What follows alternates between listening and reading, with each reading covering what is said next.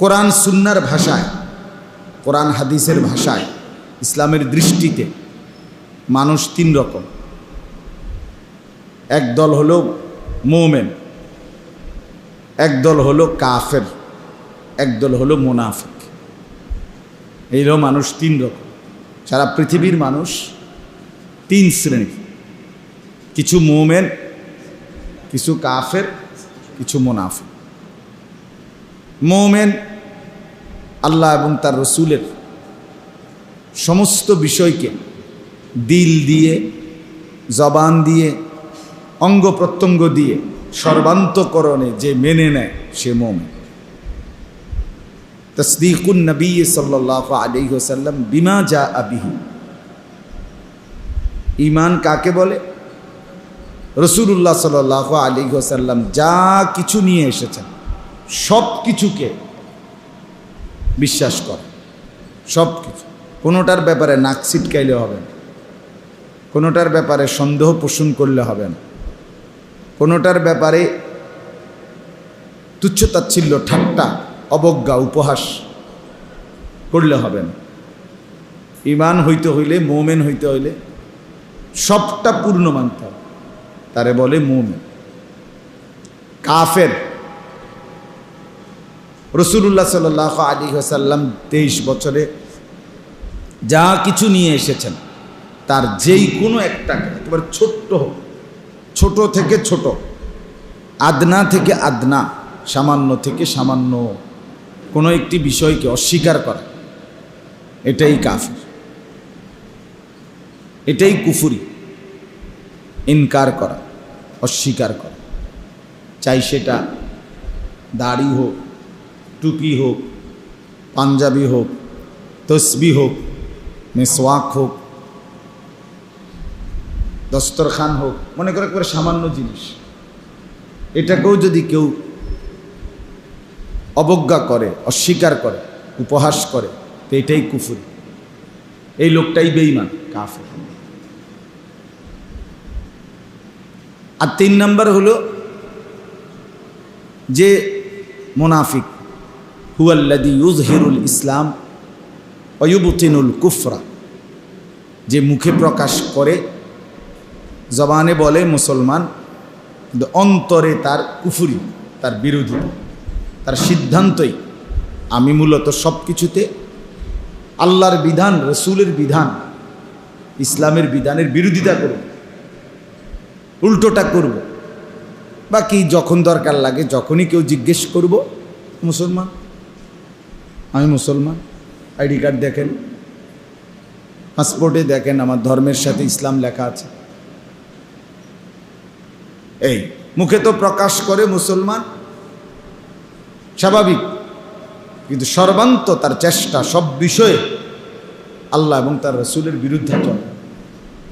এটাই তার কলজার মধ্যে বসে আছে।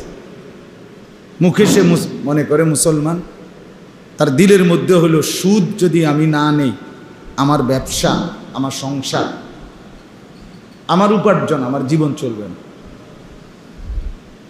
মুখে তো তার মুসলমানের পরিচয়, কিন্তু তার দিলের মধ্যে এটা বসা আছে, হারাম রোজগার না করলে এতটি মানুষের সংসার কেমনে চলবে?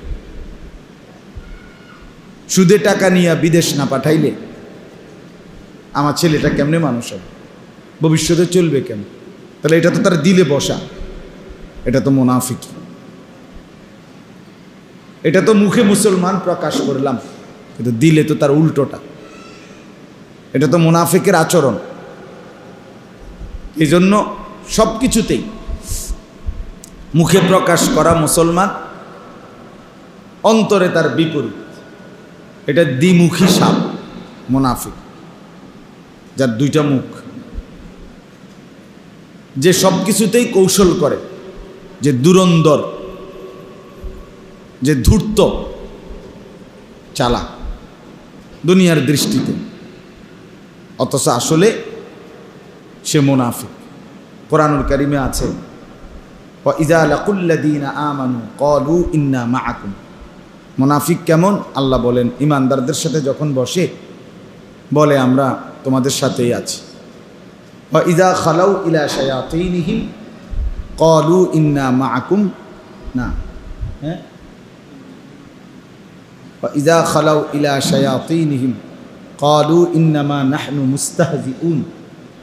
হ্যাঁ, যখন শয়তান মুশরিক বেঈমানদের সাথে বসে তখন বলে আমরা তো তাদের সাথে উপহাস করছিলাম, মুসলমানদের সাথে ঠাট্টা করছিলাম।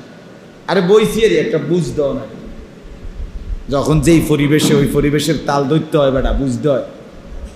এবারে চালাক, আসলে আপনি মুনাফিক। আমার একদিন একজনে কয় হুজুর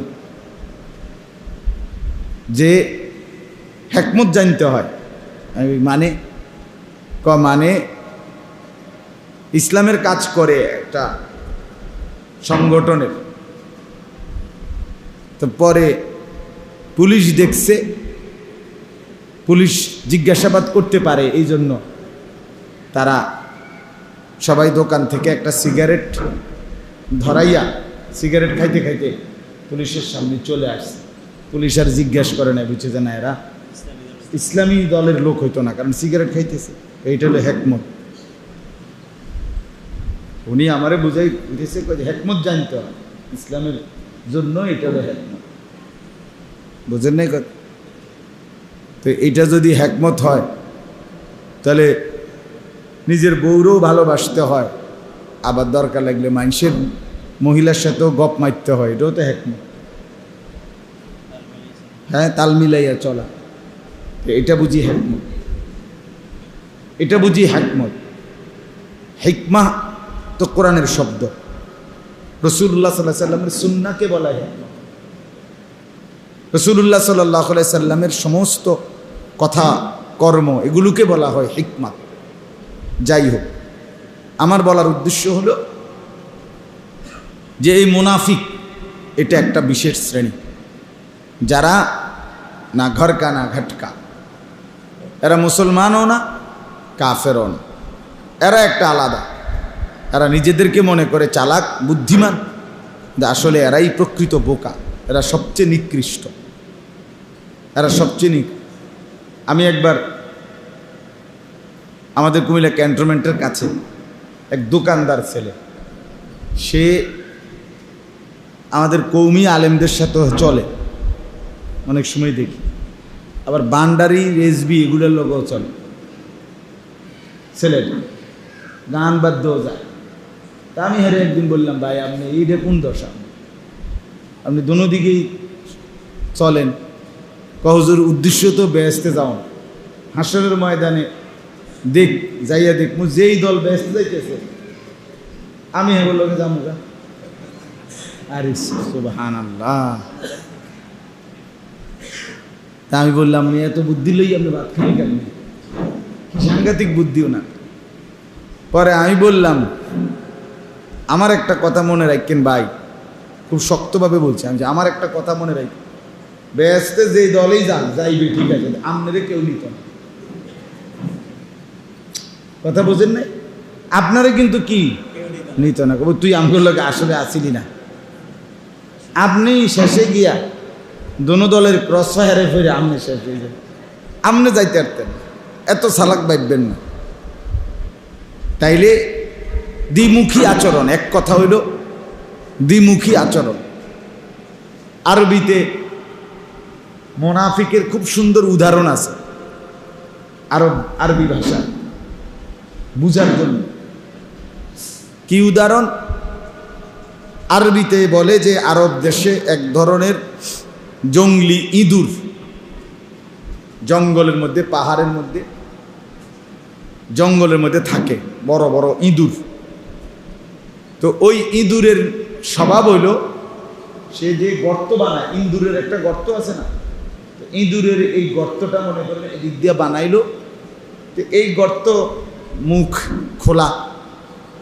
তো ওই ইঁদুরগুলোর স্বভাব ছিল এগুলো এখান থেকে মনে করেন ওই মাথায় আরো আধা কিলো দূরে, এইখান থেকে শুরু করে ধীরে ধীরে মাটি খুঁড়া খুঁড়া খুঁড়া খুঁড়া খুঁড়া খুঁড়া খুঁড়া খুঁড়া খুঁড়া ওই মাথা পর্যন্ত সুরং বানায় রাখে। ওইখানের মুখে মাটির উপরের অংশ পর্যন্ত মাটি খুইরা শুধু মাটির উপরের যে লেভেলটা, মাটিটা এইটা শুধু মুখ খোলে না, মানে এটার লেভেল। অর্থাৎ এমনি কেউ দেখলে বুঝবে না যে এখানে একটা কি আছে, ইন্দুরের মুখ আছে, মুখ খাইটাই। তো আমি আপনি দেখলে বুঝবো যে হে ঢুকবো দিয়া, বাইরেবো কোন দিয়া, এদিক দিয়া, এই ইন্দুর। কিন্তু সে কিন্তু আগের থেকেই মাটির তলে দিয়া আধা কিলো দূরে আরেকটা মুখ রেডি করে রাখছে। শুধু দৌড় দিবে, একটু খোঁচা দিবে আপনার, এরপরে কি বাইরে হয়ে যাবে। ওই যে এখন যারা ডাব বেছে এরা আপনার মুখা কাইটা দেয়, দিয়ে বাইরে একটু শুধু খোঁচা দিলেই বাকিটা বের হয়। তো এখন আরব দেশের মানুষ যখন এই ইঁদুরকে দৌড়ানি দিত কোনো কাজে, কোনো সময়, তখন এটা এই গর্ত দিয়ে ঢুকতো, মানে গর্তে ঢুকে যাইতো। তো ওই লোক দাঁড়ায় থাকতো বা কোনো লাঠি লুটে দিয়া লাড়া ছাড়া দিত, দেখতে তো এটার ভিতরেই আছে, বাইর এনতে বাইর, মানে এটার ভিতর থেকে বাইরে। হঠাৎ এই লোক তাকাইয়া দেখতো যে সে ওইখান দিয়া মাটিটা খোঁচা দিয়েই বাইরে হয়ে গেছে, সে দিছে দৌড় ওই ইন্দুর। তখন আরব দেশের মানুষ কথার প্রসঙ্গে বলতো না ফাকাল ইয়ারবু, ইঁদুরটি মুনাফিকি করলো। ইঁদুরটি কি করলো? এটা মুনাফিক ইঁদুর। তে বেটা বুঝাইলো আমারে, এদিক দিয়ে ঢুকছে, এদিক দিয়ে বাইরে হইব, মারতে বাইরে হয়ে গেল কোন দিক দিয়া, ওই দিক দিয়ে। এইটা হলো মুনাফিক। তাহলে ইমানদার তো সেই যে ঢুকছে ইসলামে, বের হবে ইসলামে, যার জিন্দিগি রাতও ইসলাম, দিনও ইসলাম, যার সকালেও মুসলমান, দুপুরেও মুসলমান, একাকিতেও মুসলমান, সবার সাথেও কি মুসলমান, হাসবেও ইসলাম, কাঁদবেও ইসলাম, সুখে থাকলেও ইসলাম, দুঃখে থাকলেও ইসলাম। তারে তো বলে ইমান, মুমিন। হার হালাতে, সর্বাবস্থায় যে নিজের মুমিন পরিচয় রাখে। আর এর ব্যতিক্রম কখনো একরকম, কখনো ওই ভিন্ন রকম, এক এক সময় এক এক রকম। এই ভিন্নতা এটা প্রকৃত অর্থে মুমিনের চিহ্ন নয়, মুনাফিকের চিহ্ন। তো আমার এই আয়াতটা মূলত মুনাফিককে কেন্দ্র করে, এই জন্য আমি মুনাফিকের কথাটা একটু বাড়াইয়া বললাম। আমি বুঝলাম মুনাফিক যে দ্বিমুখী, যার ভেতর বাহির এক না, যার জবান এবং দিল বরাবর না, যার উচ্চারণ আর আচরণ বরাবর না, যার কথা একরকম ভিতর ভিন্ন রকম, এটা মুনাফিকের চিহ্ন, এটা মুনাফিকের পরিচয়। আর মুনাফিক সবচেয়ে নিকৃষ্ট মানুষের মধ্যে, এই তিন শ্রেণীর মানুষদের মধ্যে কাফেরদের চাইতেও নিকৃষ্ট হলো মুনাফিক। মুনাফিক কোরআনুল কারীমের মধ্যে আল্লাহ তাআলা বলেছেন, মুনাফিক যারা, তারা মনে মনে ভাবে তারা আল্লাহকে ধোঁকা দিচ্ছে। ইন্নাল্লাহ মুনাফিকিনা ইউখাদিউনা আল্লাহ, নিশ্চয়ই মুনাফিকগণ মনে করছে যে তারা আল্লাহকে ধোঁকা দিচ্ছে। অহুয়া খাদিউহুম, আল্লাহ বলেন আরে না, আল্লাহই তোদেরকে ধোঁকায় ফেলে রাখছে, তোরাই বোকামিতে পড়ে রাখছিস। আল্লাহকে ধোঁকা দেওয়া যায় না, বরং আল্লাহই তোদেরকে ফাঁদে ফেলায় রাখছে, তোরা আর বাঁচতে পারলি না, বাঁচতে পারলাম না। তো মুনাফিক কাউকে ঠকায় না, বরং নিজেই নিজেকে ঠকায়। ওমা ইয়াখদাউনা ইল্লা আনফুসাহুম ওমা ইয়াশউরুন, আল্লাহ তাআলা বলেন যে মুনাফিক সে কাউকে ঠকায় না, বরং সে তার নিজেকেই ঠকায়। ওমা ইয়াশউরুন, কিন্তু সে বুঝে না, সে বুঝে না। একটা সময় সে কারো হয় না, একটা সময় কারো আপন হয় না, একটা সময় কারো কাছে আপন হয় না। এটা বড় গুরুত্বপূর্ণ বিষয়। দ্বীনি লাইনও দুনিয়ার লাইনও নিজের মধ্যে নিষ্ঠা থাকতে হয়, ইখলাস। আমি কার জন্য করতেছি, আমি কার জন্য করছি, এটা স্পষ্ট হইতে হয় দিলে জবানে। আমি আপনার কর্মী, কাজেই আমার দিলেও আপনি, জবানেও আপনি। আপনি কখনো দিছেন আমারে, তখনও আমি আপনার, কখনো অভাবে পড়ে গেছি তখনও আপনার, কখনো মূল্যায়ন পাইছি তখনও আপনার, কখনো মূল্যায়ন পাই নাই তখনও আপনার। এই নিষ্ঠা, ইখলাস, একনিষ্ঠতা, এটা মানুষের সফলতার জন্য গুরুত্বপূর্ণ একটা অংশ। এই ভারতীয় উপমহাদেশের শ্রেষ্ঠ বুজুর্গ হজরত মাওলানা মুফতি শফি রহমতুল্লাহ আলাই পাকিস্তানের হজরত বলছেন, ইখলাস, নিষ্ঠা এমন একটি গুণ, যদি এটা কোনো ব্যক্তি দুনিয়াবি যেই কোনো বিষয়ে তার মধ্যে থাকে, তাহলে দুনিয়ার বিষয়েও তার সফলতা আসবে। আখিরাতের বিষয়েও যদি কারো মধ্যে থাকে, তার মধ্যেও আখিরাতের বিষয়েও সফলতা আসবে। দুনিয়ার যেই ব্যবসায়ী নিষ্ঠার সাথে লাভ হোক লোকসান হোক, পাই না পাই, আমি এইটাই করব, একটা সময় 3 বছর মার খাইছে, 4 বছর ধরা খাইছে, লস হয়েছে, 5 বছর পরে, 6 বছর পরে, 8 বছর পরে, 10 বছর পরে দেখা যাবে পিছনের 20 বছর লইয়া ব্যবসা হয়েছে। কথা বুঝেন? তার একটা কি ছিল, ধারাবাহিকতা ছিল। এটা আলুর ব্যবসায় সে 3 বছর আলু মার গেছে, 4র্থ বছর দেখা গেছে বাম্পার। মনে করে বাম্পার। এ বছর তরমুজ ব্যবসায়ী কি অবস্থা, কি বাম্পারটা দিল এরা। গরম যত সেতে তরমুজওয়ালা তত, কথার কথা। কিন্তু তরমুজের এমনও সিজন গেছে যে বৃষ্টিতে কোনো বেচা কিনাও নাই। করোনার সময় মনে আছে নি, তরমুজ পচা শেষ, কেউ খায় না ডরে। হ্যাঁ তাই না? তাহলে ওই সময়গুলো তো ওই ব্যবসায়ীরা কি খাইছে, লস খাইছে। কিন্তু এবছর প্রচন্ড তীব্র গরম, কি পরিমাণ তরমুজ বিক্রি হইতেছে। 1-2টা কিনলে একটা মোটামুটি ভালো পড়ে, আরেকটা ভালো পড়ে, কিন্তু ধুমসে বেশ 600 টাকা, 550 টাকা একটা তরমুজের দাম এই মুহূর্তে বেঁচে। তাইলে আমার বলার উদ্দেশ্য হইল, কাজের প্রতি নিষ্ঠা, আন্তরিকতা, যেই কোনো দুনিয়াবী বিষয় হোক আখিরাতের বিষয় হোক, এটা মানুষকে সফলতা এনে দেয়। সফলতা এনে দেয়। অস্থিরতা এবং সিদ্ধান্তহীনতা, নিজের মধ্যে দ্বিমুখিতা মানুষকে বরবাদ করে দেয়, পিছনে ফেলে দেয়, পিছনে ফেলে দেয়। এজন্য প্রথম কথা মনে রাখতে হবে, আমার আপনার মধ্যে যেন মুনাফিকের কোনো আচরণ না। আপনি স্পষ্ট বলেন, আপনার পরিষ্কার বলেন, ইসলামকে ভালোবাসেন কিনা, আল্লাহকে ভালোবাসেন কিনা, রাসূলুল্লাহ সাল্লাল্লাহু আলাইহি সাল্লামকে ভালোবাসেন কিনা। আপনি স্পষ্ট বলেন, আপনি কোরআনকে পছন্দ করেন কিনা। আপনি সাফ বলেন, আসলে কবর মানেন কিনা, আখিরাত বুঝেন কিনা, পরকালের যে বিচার আচার হবে, হিসাব কিতাব হবে, এটা আপনি মানেন কিনা। মানলে আপনার জিন্দিগি আপনি ক্লিয়ার করেন, না মানলে নাফরমানিও ভালো করে করেন। কথা বুঝেন না? মানলে দিন ভালো করে মানেন, না মানলে নাফরমানি ভালো করে করেন। এটা কোন ধরনের কথা যে টুপিও মাথায় দিলেন, আবার দাড়িও রাখলেন না, কখনো পাঞ্জাবিও পরলেন, আবার বিড়ি সিগারেটও খাইলেন। দেখি তা আপনি এটা কি বুঝাইতে চাইতেছেন? মসজিদেও টাকা দেন, আবার সুদেও টাকা খান, সুদও লাগান, কিতা ঘটনা কিতা? এটা কি?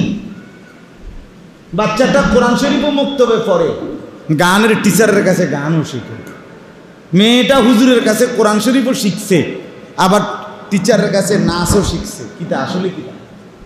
এটা কি? আল্লাহ भी राजी हो शैतान भी नाराज ना हो। अल्लाह भी राजी हो शैतान भी नाराज ना हो। আল্লাহও রাজি থাক, শয়তানও নারাজ না হোক। শয়তানও কি না হোক, নারাজ। রাগ হইয়েন না ভাই, আমরাই বলি, আমরা বসলাম, বলেন, স্পষ্ট করেন, নিজেকে ক্লিয়ার করেন, ভেতর বাহির এক করেন, একসাথ করেন। আল্লাহ তাআলা ক্বালাতিল আ'রাবু আমান্না কুল লাম তু'মিনু ওয়ালাকিন কুলু আসলামনা। এই যে আল্লাহ বলছে, বেদুইন মুনাফিক আচরণের তারা নবীর কাছে এসে বলছে, আমান্না, আমরা ইমানদার হলাম। আল্লাহ বলছে না না, মিথ্যুক। কুল্লাম তুমিনু, তোমরা ইমানদার হও নাই, তোমাদের দিলের মধ্যে ইমান নাই। ওয়ালাকিন কুলু আসলামনা, বরং বলো আমরা বাহ্যিকভাবে নিজেদেরকে মুসলমান পরিচয় দিচ্ছি। এটা কও বেটা, বাহ্যিক একটা সুরুত দেখাচ্ছ, তোমার দিলে ইমান নাই। ওয়ালাম্মা ইয়াদখুলিল ঈমানু ফি কুলুবিকুম, আল্লাহ বলছে আমি বলছি রাসূল, এখনো তোমাদের দিলে এই মুনাফিকদেরকে, তোমাদের দিলে ইমান বসে নাই, আমি এমন ইমান নেই না। এই দ্বিমুখিতার সুযোগ আমার কাছে নাই, আমার কাছে নাই। এটা জরুরি, এটা স্পষ্ট বোঝা দরকার আমাদের। অনেক জঘন্য এটা আমাদের, যে আমাদের দ্বিমুখী আচরণ। রাসূলুল্লাহ সাল্লাল্লাহু আলাইহি ওয়াসাল্লাম, আপনারা কত হাদিসে শুনছেন, মুমিনের চিহ্ন নবী বলছে ইজা হাদ্দাসা কাযাবা, যখন কথা বলে মিথ্যা বলে, কথায় কথায় মিথ্যা করে। বেটা আরে রাখ, আমার দিকে আমারতে হুন বেটা, কেমনে কইতে হয়, কাঁচা মিথ্যা কথা কইয়া আবার হাসতেছে, দেখছ কেমনে কোন লাগে বেটা। আশ্চর্য কথা, আশ্চর্য কথা। কি করলেন এটা? এটা মুসলমান? ইজা হাদ্দাসা কাযাবা ওয়া ইদা ওয়াদা আখলাফা, ওয়াদা করে তো সাথে সাথে তার বিরোধিতা, বলল দিয়ে দিচ্ছি, আবার সরে গেলেই আর দেওয়ার খবর নেই। ওয়া ইদা তুমিনা খানা, যখন কেউ আমানত রাখে তো অবশ্যই তার খেয়ানত করে, খেয়ানত করে। মনে করেন আইসক্রিম দিছে, হাতের একটু অর্ধেক খাইলেছে, বুঝলেন না কথাটা? মোবাইলটা দিছে হাতের একটু টিপ্পা কড়ি মুড়ি উড়ে দিছে, ওয়াটা উদাহরণ দিলাম, খেয়ানত করে। হ্যাঁ, ইদা খাসামা ফাজারা, এটাও হাদিস। রাসূলুল্লাহ সাল্লাল্লাহু আলাইহি ওয়াসাল্লাম বলছে মুনাফিকের এটাও একটা চিহ্ন, কারোর সাথে সামান্য তর্ক লাগলেই গালিগালাজ শুরু করে, গালিগালাজ শুরু করে। এ তো মুনাফিক, মুনাফিকের চিহ্ন। কোরআনে আল্লাহ তাআলা বলছে মুনাফিকের চিহ্ন কি? ইজা কামু ইলাস সালাতি কামু কুসালা, যারা মুনাফিক তারা কেমন হয়? আল্লাহ বলে তারা নামাজ পড়ে অলস পায়, না ফাইতে দাঁড়াইলা মারি, রুকু দেয়, উতায় করে, কি সদবদ, এই অলস ভঙ্গিমায় নামাজ পড়ে, এর মুনাফিক। লা ইয়াযকুরুন আল্লাহ, আল্লাহর জিকির করে না, ইল্লা কলিলা, সামান্য ছাড়া, খুব দ্রুত গতিতে তাসবিহাত আদায় করে। আল্লাহ কোরআনে বলছেন এটা মুনাফিকের ছিল। নবী সাল্লাল্লাহু আলাইহি সাল্লাম বলছে তিলকা সালাতুল মুনাফিক, ওইটা মুনাফিকের নামাজ। তিলকা সালাতুল মুনাফিক, ওইটা মুনাফিকের নামাজ। তিলকা সালাতুল মুনাফিক, ওইটা মুনাফিকের নামাজ। তিনবার বলছে কথাই। কামা ফানাক্কারা আরবাআন, দাঁড়াইলো আর 4 রাকাত নামাজ যেন 4টা ঠোকর দিল। লা ইয়াযকুরুনাল্লাহ ইল্লা কালিলা, ভালোভাবে তাসবিহগুলো পড়লো না, সামান্য সামান্য পড়ল। এবছর আমি এক জায়গায় তারাবি পড়ছি, উমরার থেকে আইসা 8টা বাজে এশার নামাজ শুরু হয়েছে, খতমে তারাবি কারেক্ট যখন 9টা বাজে, এই 1 ঘন্টার ভিতরে এশা 2 রাকাত সুন্নত, 20 রাকাত খতম তারাবি শেষ, খালাস করলো, খালাস।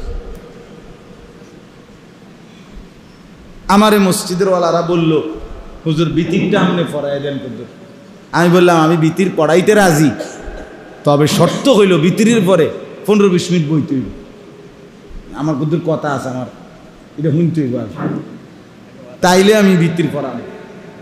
হুজুর আপনি কইলে আধা ঘন্টা 40 মিনিট, সমস্যা নেই, আপনি আমরা বউ। আমি বলে এই তো আপনার লাইনে হালাইছি। এরপরে বললাম বিতির পড়াই, কামটা করলেন কি? 2 জন হাফেজ রাখলেন, 1 ঘন্টার ভিতরে এটা কি নামাজ পড়লেন? 20 রাকাত নামাজ, মানে একটা জাপানি মেশিন দিয়ে বাইরে উড়াইয়া লাইলো আর কি, সোজা কথা, মানে উড়াইয়া লাইলো।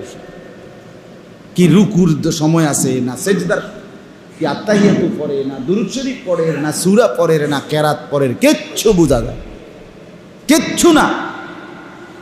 আফসোসের ব্যাপার। অনেকক্ষণ বুঝাইয়া আমি বললাম এখন ওয়াদা দেন যে আগামী কালকের থেকে এই যে আজকের মতো এরকম আধা ঘন্টা সময় তো এখন বসতে পারলেন, আর শুধু বর্তমান সময়ের সাথে আর 30 মিনিট সময় শুধু বাড়তি যোগ দিবেন।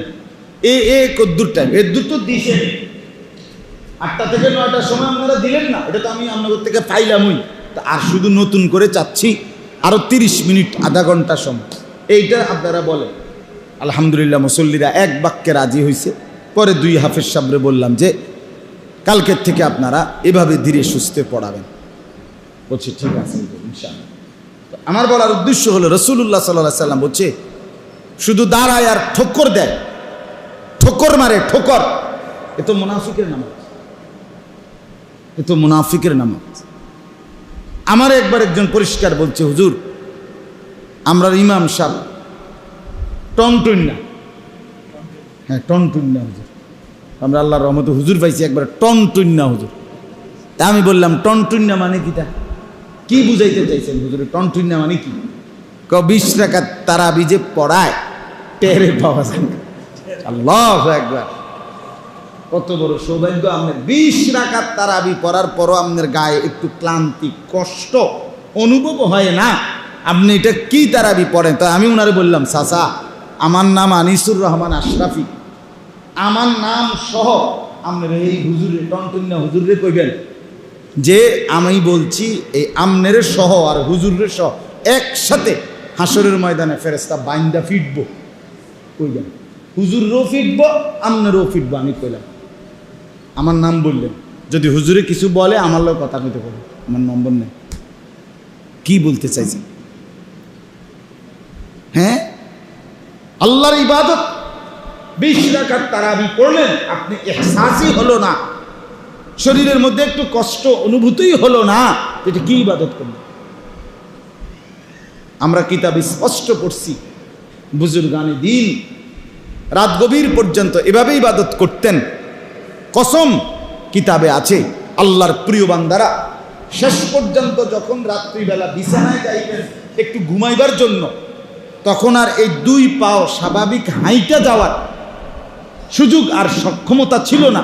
হেসরাইয়া হেসরাইয়া পাও টাইনা টাইনা গিয়া বিছানার মধ্যে যাইতেন, এরকম কষ্টের পরে গিয়া বিশ্রাম করতে যাইতেন। কথা তো ছিল। আম্মা জান আয়েশা রাদিয়াল্লাহু তাআলা আনহা তিনি বলেন, রাসূলুল্লাহ সাল্লাল্লাহু আলাইহি সাল্লাম, ওই দেখেন ওই ছেলে কি করে, দেখেন ওই দেখেন ওই অপদার্থ করে কি, ওইতের কান্দে বইয়া মোবাইলটা রাইখা এরপরে ছবি উঠাইতেছে। এই যে এই ছেলে, বেটা বন্ধ করে, বেটা এটা ফালতু কোথাকার, মানে তামসা করে হেতেরে ওইতেরে ধরে, ওইতের মাথাটা গাঁটটাও লাগতে দেয় না, হেইতে গান লাগলেই হেতেরে আবার গান সরে, মানে হের গানদের উপরে থুইয়া মোবাইল ছবি। বন্ধু 2 জন, একজন আরেকজনের সহযোগী, শুধু শুধু আর কি আপনার চেহারা সুরতে নামাজের আমলের আখেরাতের কোনো ফিকির নেই। এইটা একটা ছবি উঠানোর নেশা, বুঝলেন? যেটা কিছু ছেলে পেলের নেশাই হলো 24 ঘন্টা শুধু যা পাই, বেড়া বেডি, জোয়ান বুড়া, কুকুর বিড়াল, শুকর, সাপ বিচ্ছু, কীট পতঙ্গ, জন্তু জানোয়ার, হুজুর পাবলিক, জোয়ান বুড়া, সুন্দর কালা, সিহন দলা, শুধু ছবি খালাস।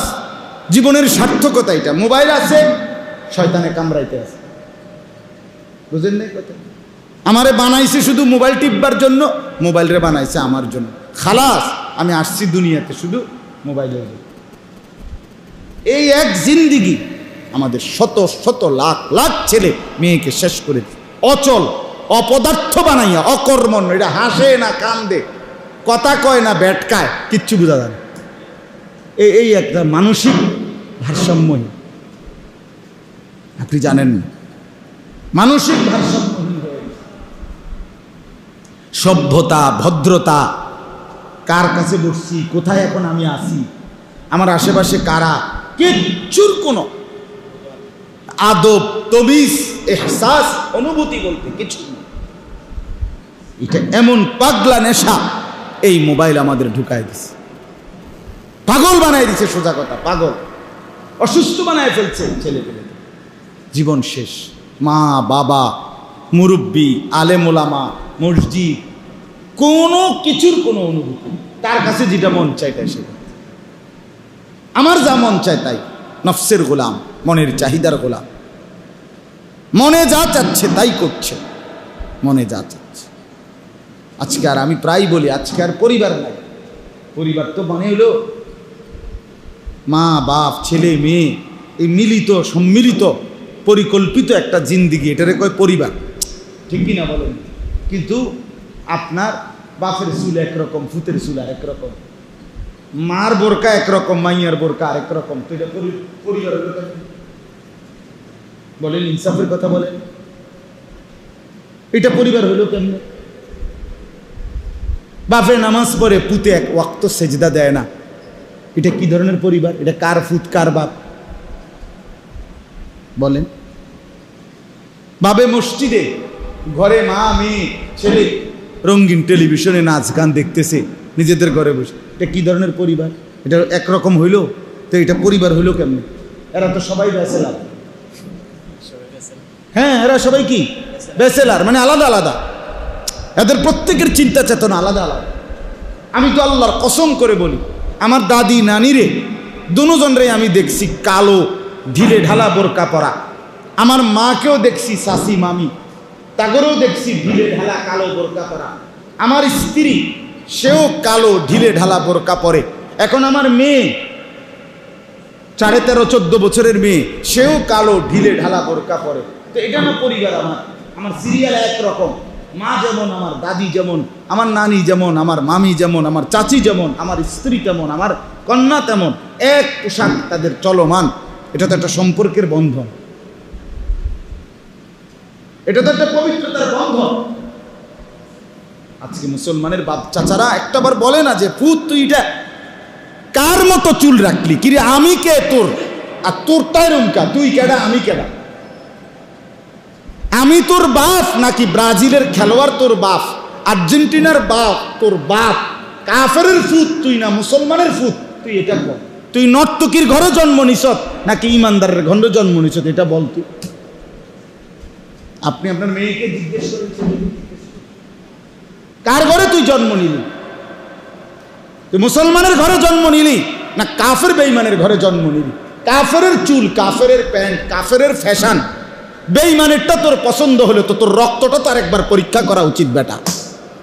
এটা ইমানের রক্ত না বেঈমানের রক্তটা দেখা দরকার, তো টেস্ট করা দরকার। সম্পূর্ণ বিপরীত, বাবা মা বংশ ইসলাম ঐতিহ্যের একেবারে উল্টা। এটা কি ধরনের মানুষ, কি অমি বলেন? আমরা নিজের চোখে নিজের ফ্যামিলি তছনছ করে দিলাম, তছনছ করে দিলাম। প্রতিটা সন্তান তার মা বাপ থেকেই শিখে। মূল শিক্ষা সন্তানের পিতামাতা।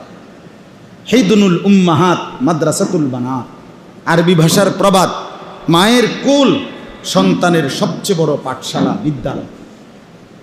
সন্তানের মাদ্রাসা, সন্তানের প্রথম মাদ্রাসা কি? মায়ের কোল। আমি আলহামদুলিল্লাহ শুধু বোঝানোর জন্য বলি, এমনি আমার 2.5 বছরের মেয়ে, আমার ছোট মেয়েটা, আমি ইনশাআল্লাহ আমি চ্যালেঞ্জ করলাম, এখন আমার মেয়েটার আমার গেটের এই পাশে আনতে হইলে মাথায় হিজাব না দিলে আপনার বাপের ক্ষমতাও নাই।